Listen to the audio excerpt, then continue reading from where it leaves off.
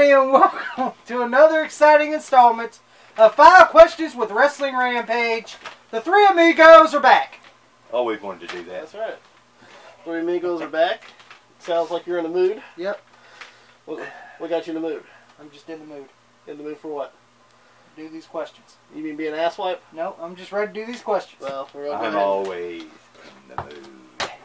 He's never in the mood for anything, trust me. Getting him up is a nightmare. Here we go! Have long nights. We're going to get started with this edition of 5 Questions. There is 5 questions asked in this edition right here, right now. We're going to go ahead and get started. 5 questions with WR. That's when you guys, the viewers, the fans, the subscribers of Wrestling Rampage, send us questions to answer. We answer them right here, live, in the best YouTube the YouTube channel in the world. Yep. Wrestling Rampage. That's right. First question is asked. Did your tongue get in your eye teeth and hear what you're saying? Huh? Don't you worry about your shitty locks that you have behind. Yeah, I'm gonna cut my. I got an appointment to get my hair cut off Saturday. I'm gonna go bald. No, not really. No, he is gonna go bald. Watch, because this motherfucker has more hair on the back of his head than he has on the front of his head. So. Not really. Liar. What's that big ass bald spot that you got right there? Yeah, but no, for you idiots, one of them got any hair at all. First question is asked by Joe Lawn. What was your favorite, who was your favorite Dungeon of Doom member? The Butcher. Oh, God. The Butcher. Ed Leslie. The fucking Zodiac. He's my favorite. Why? I don't know. Dungeon of Doom sucked. How's that, Joe Lawn? Yeah. Okay. Name one good worker out of that Dungeon of Doom. You can't, because... Alright, here we go. I'll mention one guy I think was good. The Giant. There you go. Enough said. He was the best Dungeon of Doom member. Damn sure wasn't Giant Haystacks or whatever the fuck his name was. Loch Ness. Or, oh, yeah. and then you got the fucking Yeti, you know. I have to go with the Giant. The Giant. I would have to go with the leader, Kevin Sullivan. The Taskmaster. He didn't do much in '95. Well, neither did anybody in the Dungeon of Doom, really, because they're all cartoony. They all fell at Hogan's feet. The Giant didn't fall at Hogan's feet until he went to the NWO. Well, yeah, he did when he fell off the building. That was a fluke. By the way, that was shits. Andre's son. I remember that shirt. Yeah. But I have to go with the Taskmaster and himself, Kevin Sullivan. All right. Because honestly, the rest of the cast of the characters suck. I have to go with the Giant. You're in a hurry, ain't you? Are you in a hurry? Yeah, of course he's in a hurry. What, you... He's in a hurry to get nowhere, because that's what Tommy does. You in a hurry to hop on that jet plane? No, I'm just waiting for the next question. I don't know. Don't know much about it. I never watched them, I don't think. Well, you got the Taskmaster. You got the Zodiac. You got fucking Avalanche. You got goddamn fucking Haku. You got, or Maine, whatever the fuck you want to call him. The same damn thing. Same thing with Shark. Yeah. Shark or Avalanche. You got the fucking Butcher. Kamala. You got Kamala. We can go with King Curtis. Yeah, you can go fucking King Curtis over there. When he was sitting on his throne. That's all it is. Okay, the bottom line of it is none of them really did anything. No. So, what's mentioned? Who wanted that mentioned? Well, like I said... Joe Lawn. Yeah. Well, they were no good. There was no... Well, like I said, they're one of the worst factions of all time. If I had to choose, my favorite is the Giant. But now, I do like, Kevin Sullivan? no, Kamala. You choose Kamala? Alright, well, you'll choose Kamala even though he didn't do nothing. And neither one of them did. Nobody did anything with the Dungeon of Doom. Well, I like Kamala because I like it was made for Hogan to not have a serious fucking character. Yeah, he didn't want to work with Vader. Yeah, he didn't want to work with Vader. I remember that bash at the beach. He didn't want to work with Vader. I like Kamala every time he jump in the ring, he'd hop around and slap his belly.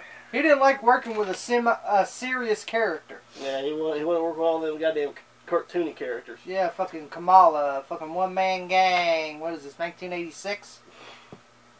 To Hogan it was. Well, you know Hogan. It doesn't work for me, brother. That's right. And as it doesn't work, we're going to the next question right Let's go to the next question. From Radical Velocity. That's right, Radical. Oh, Radical Velocity. Radical WWE Velocity. Here we go. Which pay-per-view did you guys think was better? NXT Takeover Philadelphia or Royal Rumble? I'm going to have to go with NXT Takeover Philadelphia. I thought that was better than the Royal Rumble. I really do. Mm-hmm. The only two good matches out of the Royal Rumble was the women's Royal Rumble, and probably the men's. Mm-hmm. That was the only two good matches I've seen in the whole entire Royal Rumble pay-per-view.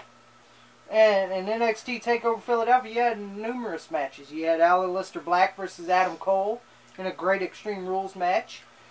You had Andrade Cien Almas versus Johnny Gargano, and I'm not a big Andrade Cien Almas fan, but when I know a good match, I know a good match. And that was a great match. 5 stars. 5 stars. And you had a good fucking NXT Tag Team title match with the Authors of Pain and Bobby Fish and Kyle O'Reilly. You know, you had a great fucking NXT Takeover Philadelphia. When you got to that Royal Rumble the next day, all you had was 2. Mm-hmm. Pops, which one did you like better? Well, you see, you got to measure the percentage and everything, but NXT Takeover Philadelphia was the best one, I think.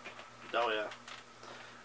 Minus the Royal Rumble matches, what else did you have at the Royal Rumble that was any good? Yeah, what'd you have? Kane, Braun Strowman, and fucking Brock Lesnar? You had only a few matches. That was it. Mm-hmm. Just a few. Mm-hmm. And the rest of it, I'm sorry, it just stunk to high heaven. Now see, this is the thing that WWE doesn't get sometimes. I would most rather take quality over quantity. Yep. And they never get that. Yes, you could put on... how many matches did they have at the fucking Royal Rumble? They had almost 10, maybe? Yeah. You know, 9 or so. And that's including the kickoff matches? Yeah, you know, about 9 matches. I forget how many matches there were, and I'm trying not to remember either, because they were shitty.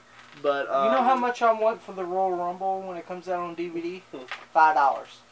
TQ Partner, let us know when they put Royal Rumble 2018 on the $5 bin, and same thing with the Survivor Series. Let me know when that shit hits $5. Yes. You're the king of deals, so you should know. That's right. Yeah, so $5, I think that's a little bit too high for that. Nah, $5 is just right. Just right. But you know, NXT Philadelphia only had 5 matches. And they were good 5 matches. They were good 5 matches.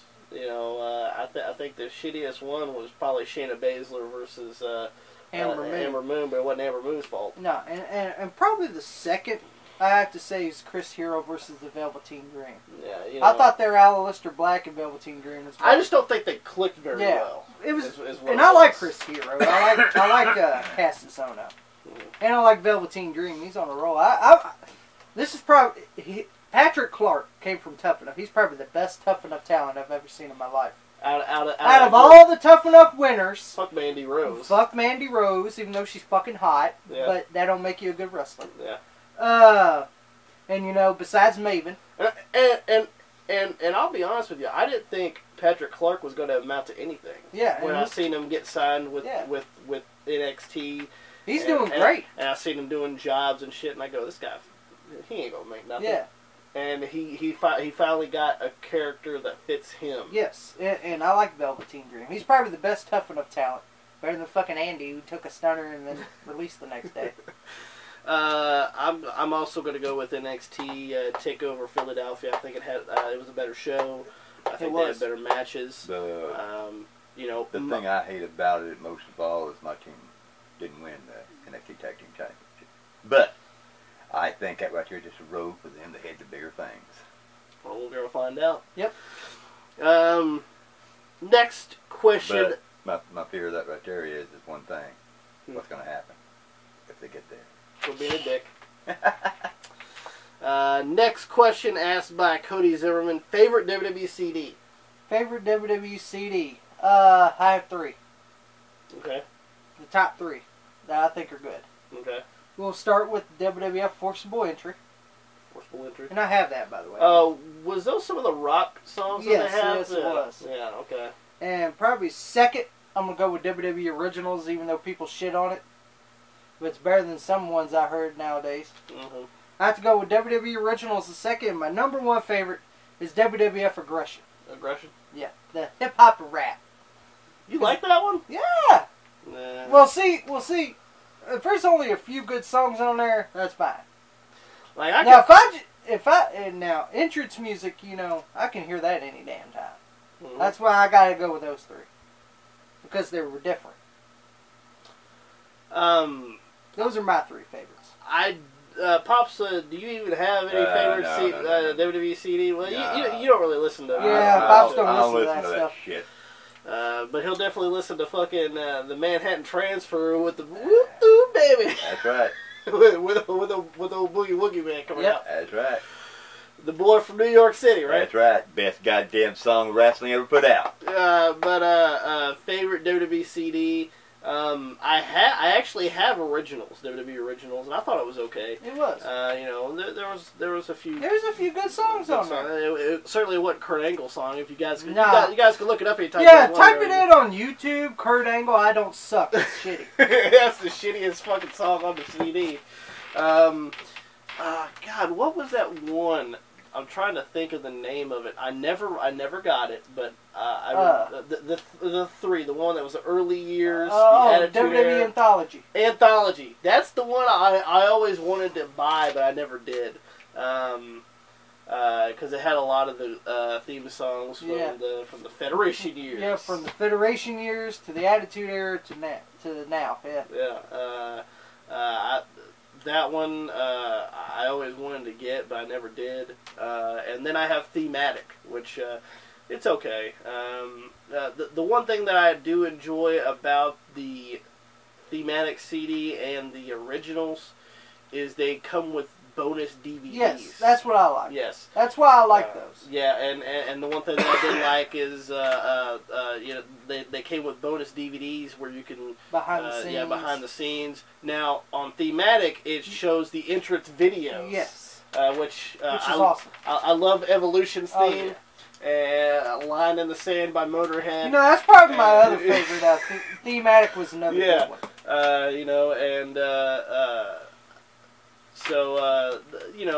Those are pretty good ones. Forcible Entry was really good. Aggression, there was only maybe... That's what I'm saying. It was good. Songs. There was only a few good songs. DX was really good. Oh, yeah. Actually, that was my favorite one off the that's my favorite one on the Aggression CD. And honestly, besides them saying D-Generation X, the song really didn't... They never really said anything about D-Generation X all that much, except for D-Generation X! And probably the worst, you want to tell you, probably the worst song on that whole CD? Mankind. Oh, yeah, Mankind didn't fit him at all. Nah. You know what the one thing that did fit his thing?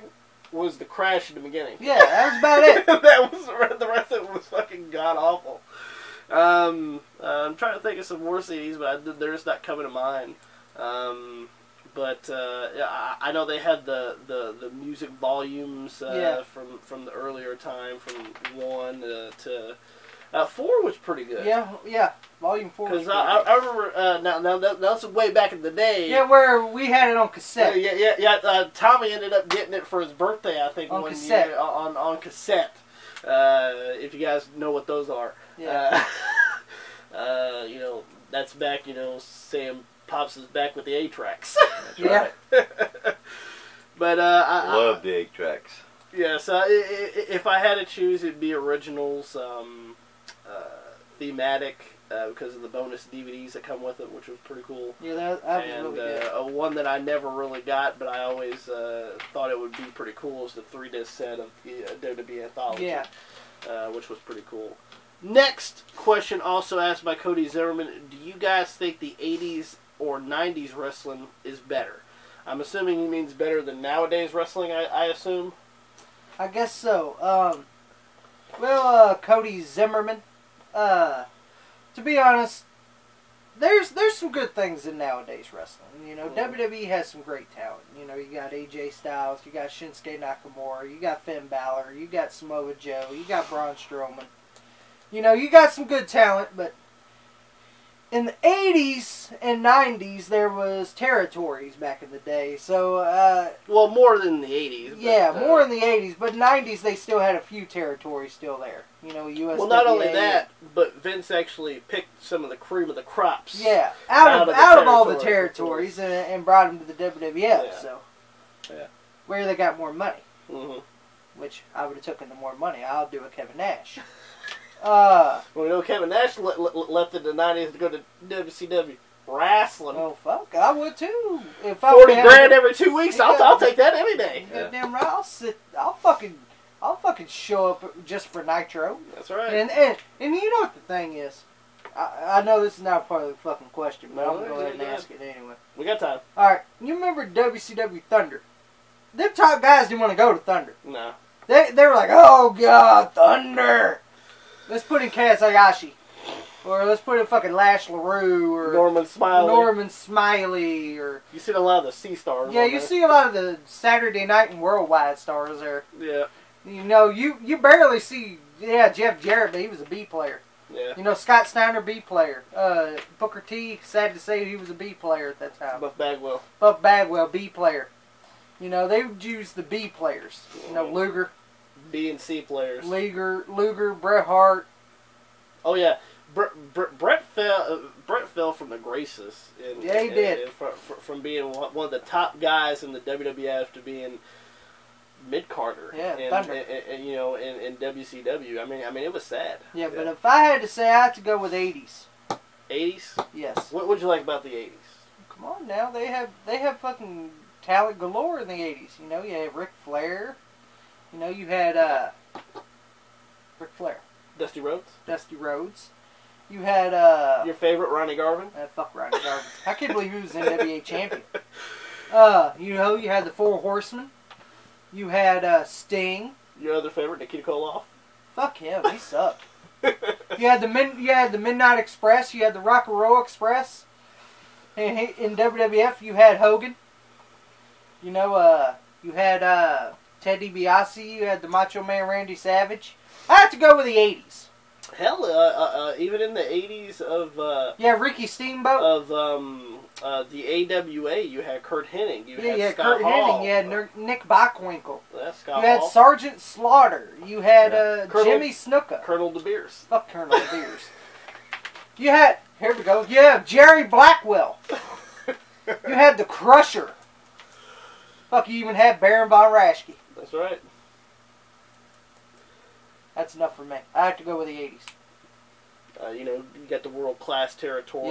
Yep. You got world-class. You got the Von Erichs. You got the Freebirds. You got fucking Chris Adams. Gino Hernandez. And the one that I did like about the 80s Bruiser Brody. is these people went to different territories. You didn't see them in just one market. Yes. Where, like, you know, nowadays wrestling, you see them in WWE only, and it's like, They had that what you call trade-offs. Mm-hmm. I mean, you know, they would trade each other's stars, you know, and that right there to me is what made it great, because they travel from place to place, you know, and that right there got great exposure, and I like that. Well, let's go to the expert over here. Did you enjoy the 80s or 90s wrestling better? The 80s, yes, because it's like we just explained, the territories. I mean, you know, they nowadays they stay right in their realm. In the 80s, when they start trading, those wrestlers would go to every promotion, because that right there is what they call exposure. They would trade off stars to stars.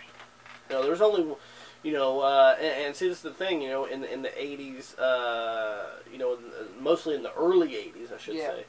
There was a market for local wrestling, and like it wasn't national, and that's when Vince took it national. Yeah.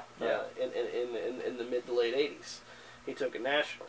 See, now, before that, you know, you had these guys. You're like, you know, Ric Flair's going to be coming to this territory. Yeah. You know, I want to go see fucking Ric Flair. Ric Flair, yeah.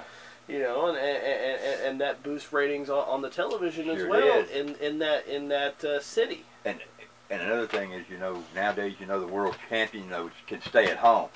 back in that right there day, the world champion traveled everywhere. Brock Lesnar. Yeah, world champion never stayed home. The world champion would always appear. Harley Race, Dusty Rhodes, Ric Flair. What the fuck? What makes fucking Brock Lesnar so damn special? What makes his fucking ass so special? Jimmy John's ass. Yeah, what makes Brock Lesnar so special? And you know what? And come on, Alexa Bliss shows up. She's women's champ. Shows up every fucking week. The AJ Styles, the WWE champion, shows up every fucking week.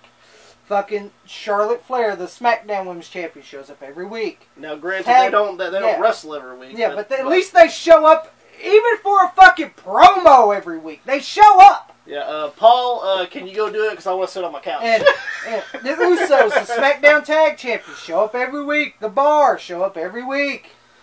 You know, fuck. Even well, they don't have no Cruiserweight Champion anymore. So, yeah, tournament vacant. I see that photo again. But what I like about it, you know, the champions nowadays, they get to stay at home. They don't have to travel like Ric Flair. Well, that's Brock Lesnar. Yeah. That ain't goddamn the ones I mentioned. Like Ric Flair. I'm talking about staying in the WWE. I'm talking about this right here guy had to, Ric Flair, Dusty Rhodes, all those guys had to fly to Japan one night, come back to Atlanta next night, go to Kansas the next night. I mean, they were actually, the champion was actually on the road 24/7. I enjoyed both, honestly. You know, and 90s was good as well. You know, you had Shawn Michaels, you had Bret Hart, you had. You've seen the rise of the smaller guys getting a shot. Owen Hart. You know, you had a great talent in the 90s. Stone Cold Steve Austin. Mm-hmm. You know, and you've seen it change as well. Yeah. Now, you know, some people didn't like the early 90s, which I understand why. Yeah, I completely understand. You know, because you had people in there that was just, like, goofy as hell. Yeah, and you had The Undertaker. Yeah. And you had a whole bunch of good talent in the 90s. You know, and most people want to bring up about the stupid occupation job. Which is true. You know, you got your TL Hoppers, you got the Goons, you got fucking Freddie Joe Floyds, you got all this, but you also had some good talent wrestlers too. Look at Hakushi. Hakushi, yes. You know, Hakushi, he was underrated, but at least he put on some decent matches. Oh, yeah. No, you had some guys that actually... I loved his match against Bret the Hitman Hart. Yeah, you had some guys that could still actually put on decent matches. You know, Bret Hart, Shawn Michaels, even Mankind, and you know, you had all these other guys that could put on decent matches. And the most overtime that he ever was in his career, Goldust. Yeah, Goldust. He even put on great matches. You know, not now, but in '96 and '97 when he was actually on fire. Yeah, come on, he beat Razor Ramon for the Intercontinental Championship. Mm-hmm. Even though Razor didn't want to face him, but he faced him anyway because he wanted that money. He wanted. Well, he didn't. He should have let his machismo get in the way. Yeah, well, he didn't, did he? Because Vince made sure he's going to do that job. Well, you better ooze that machismo. That's all I'm saying. Yeah. But I love the 80s. And I'm like you. I love them both. I even love the early 2000s as well. Early 2000s was great. You know, you had the rise of Austin. You had the rise of the Undertaker. You know, and then you had Chris Benoit. You had Chris Jericho. You had Kurt Angle. I guess what it boils down to is what you do the best. Me, you know, it was the 80s for me. Because I just liked all the exposure the wrestlers got traveling from place to place. Last question. Last question. All right. Asked by Charles Reed Fowler. Oh, here we go, Charles. What do you got to say here now? Is the XFL? Oh, of course, it's the XFL. Of course, she's got to mention the XFL.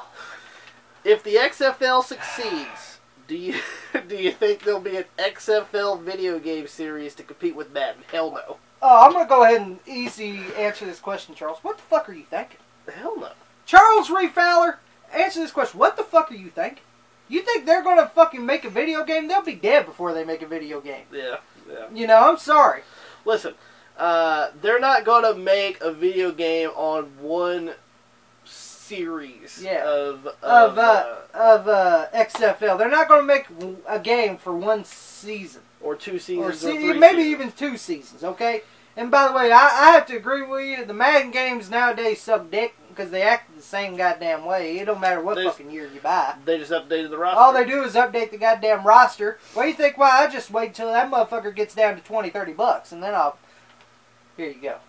You know, that's why I don't buy no sports games until it goes cheap, until the next one comes out. That's right. That's the best way to do it. NBA 2K18's $20. I'll take it. I don't think that they're gonna. I don't even think they're gonna make an XFL. Yeah, I'm sorry, Charles. Sorry to get your hopes up. I don't think they're gonna make an XFL football game. And Charles, another thing to get your hopes up. I don't think there'll be an XFL team in Detroit. I'm sorry. Sorry to get your hopes up. I know you're mad about your Lions and your Pistons and your Detroit Red Wings. You should have moved to Philly. I know you're sad about all these teams. You know, your Detroit, all your Detroit Tigers. You know, I know how it feels to be losers. We live in the we live in the state of losers around here. Right here in the beautiful bluegrass state, Kentucky. My ass. Yeah, my ass. So Charles, I'm sorry to burst your bubble, buddy. You're not getting an XFL team in Detroit. I'm sorry. And you're not going to get a no XFL video game. Yeah, sorry, Charles. Now, see, this is the thing, because TNA, if you want to go on this, yeah, TNA brought out one video game out of the fucking 12 years, yeah. For fucking 12 years that they were in fucking business. Yeah. They came out with one fucking video game. And it was the shits. And it sucked. Yeah, and ECW came out with 2 video games, and they were in existence for 93. 8 years, yeah. Almost. So, if they do come out with a video game, it would be if they succeed, first of all. Secondly, they would have to succeed for a dozen seasons. Yeah. For at least 5 to 6 That's why seasons. Madden has games now. Because they've been there forever. Fuck, they have Madden in the 90s. Mm-hmm. I remember that on the fucking N64. Yeah, they did. Yeah. I played it. I know. Yeah. Pops, do you think the XFL will succeed when they have a video game? No. You You gonna pick He Hate Me? Here's the thing. They're not gonna compete against the NFL. That's just totally fucking. Vince McMahon is smoking something, or his fucking brains rattle so goddamn much that he don't know what he's thinking.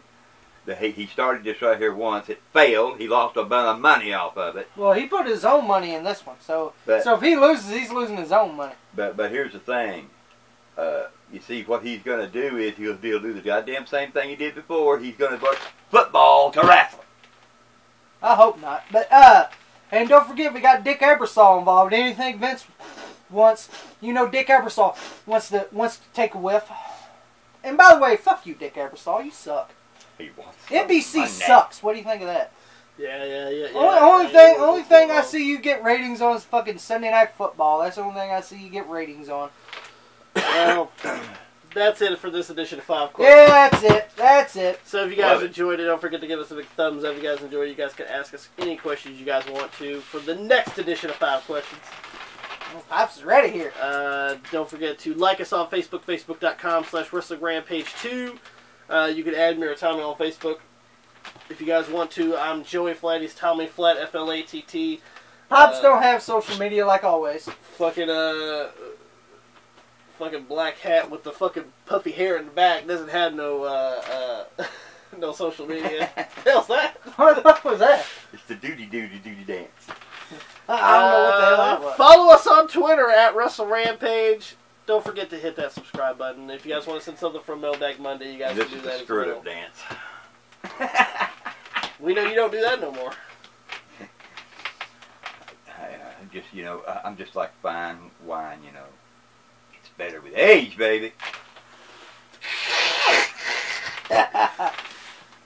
Mailbag Monday. You guys gotta send us anything you guys want to through our P.O. You Box. older guys know what I'm talking about, don't you? Joseph Flatt, Flatt, at P.O. Box 6005, Elizabethtown, Kentucky 42702. And don't forget to hit that subscribe button to one of the best damn wrestling YouTube channels going today, Wrestling Rampage. Tommy, what's your take?